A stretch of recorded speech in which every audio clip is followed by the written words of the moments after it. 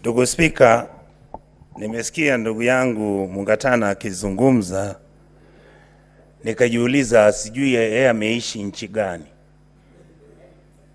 Kwa sababu ndugu Spika, sababu huu mswada umeletwa hapa si eti ni mswada ambao unamkataza mwananchi wa kawaida ama kiongozi yule ambaye ana hela ya kulipa ama asaidie mahali kuna ugumu atoe hiyo hela. Shida iliyoko huu mswada haja yake ni kuhakikisha kuwa wale ambao ni viongozi tumekuwa tukiiba rasilimali za wananchi,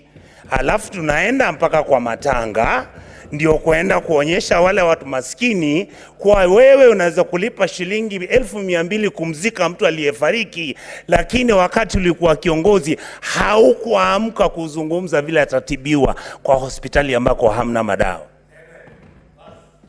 Sheria ambayo tunataka kubadilisha ni kutoa ufisadi kutoka kwa kusaidia watu maskini, kwa sababu vile tunavyosaidia watu maskini tuna pretend kuwa tunawasaidia, lakini hatusuluhishi yale mashida ama zile shida ambazo nchi yetu inazo.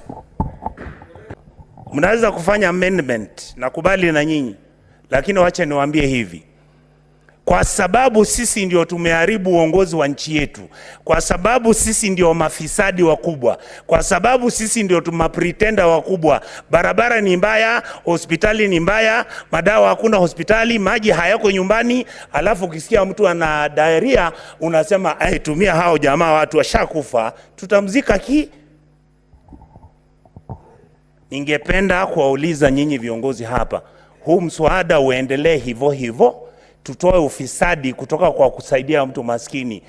ili ukitoa pesa kanisa ama ukitoa pesa kwa mchango, tumia Safaricom na useme hiyo pesa ulitoa wapi, ukaleta kunitolea wakati nimefariki, kwa sababu wakati ambako nilikuwa mgonjwa hakukuwa na madawa.